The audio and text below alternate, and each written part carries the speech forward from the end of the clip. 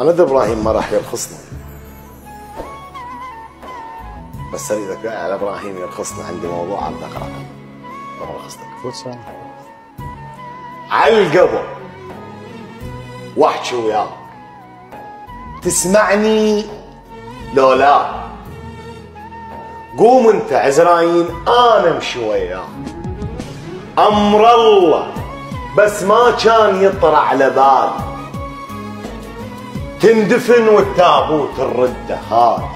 بامر الله ملك الموت عرج وجع لي، ما يرهم الهبدال كان ردلت بي، كون القى ملك الموت واقعد وحاكي، حتى لو ملك مندوم عليك اخليه ينشدني الدفان.